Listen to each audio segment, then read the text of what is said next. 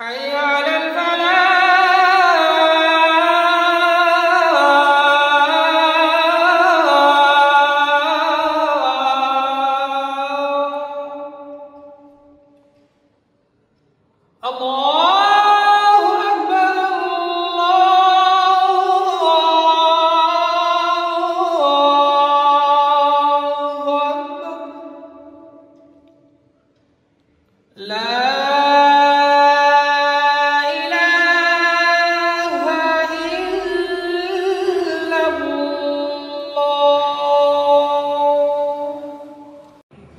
সাতষট্টি শতক জায়গার উপর সুলতান সুলেমানের আমল থেকে আজ পর্যন্ত দাঁড়িয়ে আছে মুসলিম সভ্যতার এক অনন্য নিদর্শন শাহ বকশী হামিদ মসজিদ। প্রায় ৫০০ বছর পূর্বে নির্মিত এই স্থাপনাটি ইতিহাস ও ঐতিহ্যের জীবন্ত সাক্ষী।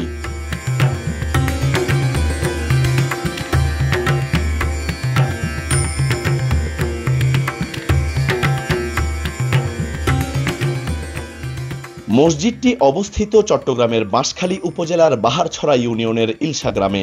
প্রাচীন ফলকে লেখা আছে এটি সুলাইমান শাসনামলে ৯ রমজান ৯৭৫ হিজরি অর্থাৎ ৯ মার্চ ১৫৬৮ খ্রিস্টাব্দে নির্মিত হয়।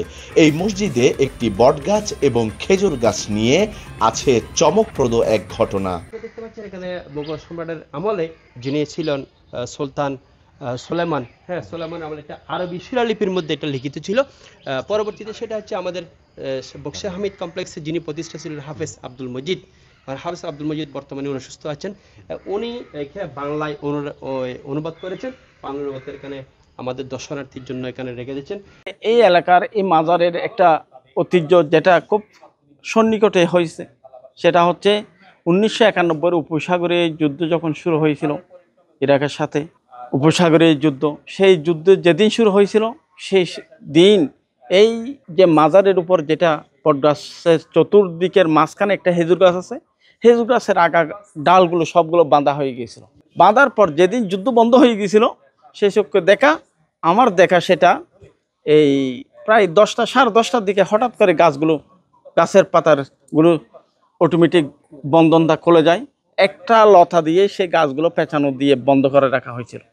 এটাই অনেক দূর দূরান্ত থেকে অনেক লোক এসেছিল। নামাজের স্থান ছাড়াও মসজিদটি মুগ্ধ করে তার মুঘল স্থাপত্য শৈলীতে। পদ্ম ফুলের নকশা আর সূক্ষ্ম লতাপাতার অলঙ্করণে ফুটে উঠেছে শৈল্পিক সৌন্দর্য। ৩ গম্বুজ বিশিষ্ট এই মসজিদে মাঝেরটি বড়, পাশে দুটি ছোট গম্বুজ ধনুকাকৃতি করে যুক্ত। ভেতরে সূক্ষ্ম লতাপাতার নকশা, বাইরে চূড়ায় পদ্ম ফুলের অলঙ্করণ। সামনে রয়েছে বিশাল বকশী হামিদ দিঘি, যে দিঘি নিয়ে রয়েছে অনেক কাহিনী। সম্রাট সুলতান সুলাইমানের আমলে নির্মিত একটি প্রাচীনতম মসজিদ।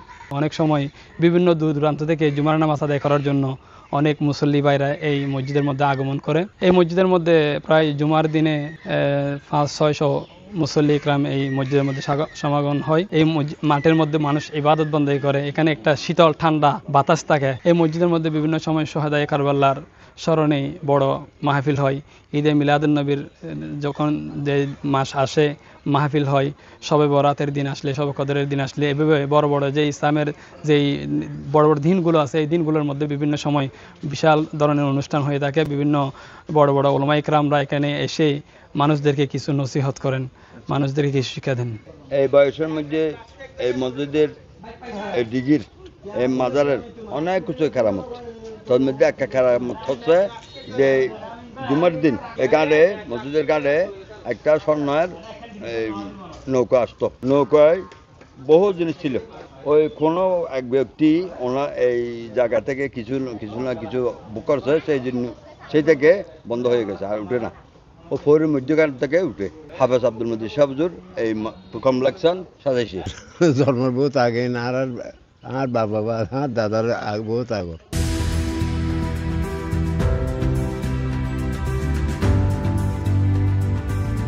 মসজিদের দায়িত্বশীলদের অভিযোগ মসজিদটি প্রত্নতত্ত্ব বিভাগের আওতায় থাকলেও এখন অবহেলায় পড়েছে। মসজিদটি রক্ষণাবেক্ষণে নেওয়া হয় না কোনো পদক্ষেপ। বৃষ্টির পানি পড়ে নামাজ ও অন্যান্য কার্যক্রম ব্যাহত হচ্ছে, দেওয়ালে জমে আছে শ্যাওলা।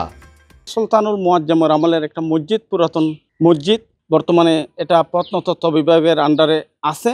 ওরা কখন এসে যে এটা কাজ করছে সেটা বলা যায় না। যেটা আপনারা দেখতেছেন রঙের কাজটা, আমি হুজুরের আমাদের যিনি হাফেজ কারি মাওলানা আব্দুল মজিদ সাহেব আছেন, ওনার তত্ত্বাবধানের থেকে ওনার সহযোগিতা নিয়ে আমি মসজিদের রঙের কাজটা করেছিলাম। আর চতুর্দিকে ঘেরা হয়েছে, এগুলো হুজুরে করছে। এখন বর্তমানে বলতে গেলে আমাদের মসজিদের প্রত্নতত্ত্ব বিভাগের আছে নামকোস্ত। এখন প্রত্নতত্ত্ব বিভাগের থেকে তেমন কোনো কাজ, তেমন কোনো সুরাহা সহযোগিতা আমরা পাচ্ছি না। এখন বর্তমানে আপনাদেরকে দেখাইছি, ভিতরে পানি পড়তেছে।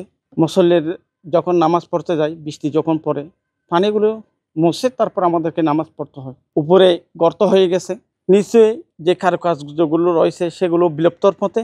এখন যে আমি রংটা করেছিলাম সেই রংটা শেষ পর্যায়ে, এখন রংগুলো চমকা চমকা উঠে যাচ্ছে। যদি এই অবস্থা চলতে থাকে, মসজিদের এই পুরা কীর্তি ধরে রাখাটা খুব কষ্টকর হবে। এলাকাবাসীর পক্ষ থেকে এ ধরনের মসজিদের মধ্যে হাত দেওয়ার কোনো সুযোগ দিচ্ছে না প্রত্নতত্ত্ব বিভাগ। এলাকার সম্মানিত আলেম হাফেজ আব্দুল মজিদের উদ্যোগে এই মসজিদ প্রাঙ্গণে 450 ফিট দৈর্ঘ্যের হেফজখানা, এতিমখানা, দাখিল মাদ্রাসা গড়ে তোলা হলেও বর্তমানে অজানা কারণে সবকিছুই বন্ধ হয়ে আছে।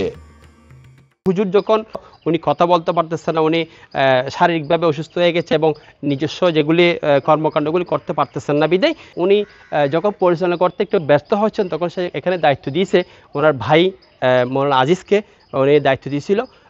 কী কারণে যে বন্ধ করছে, ওনারা এখান থেকে চলে যাওয়ার পরে 1 বছর চলছে, 1-1.5 বছর চলছে। বিগত 5 মাস আগে, 3-4 মাস আগে মনে হয় এটা কোরবানের পর থেকে এটা বন্ধ হয়ে গেছে, আর চলতেছে না। হয়তো বা এখানে আমি যেটা মিন করতে, সেখানে লোভ লালসা এবং এখানে কি যে জিনিসটা আছে সেই জিনিসটা ওনারা হয়তো বা করতে পারতেছেন না, ওনার নিজস্ব উদ্দেশ্য হাসিল করতে পারতেছেন না, হয়তো কি এইটা বন্ধ হওয়ার পিছনে আছে। এতিমখানা, হেফজখানা, দাখিল মাদ্রাসা একাধারে 4-4টা, তারপর হচ্ছে মোতাফার রাখা, তা 4-4টা প্রতিষ্ঠান এখানে বন্ধ হয়ে গেছে।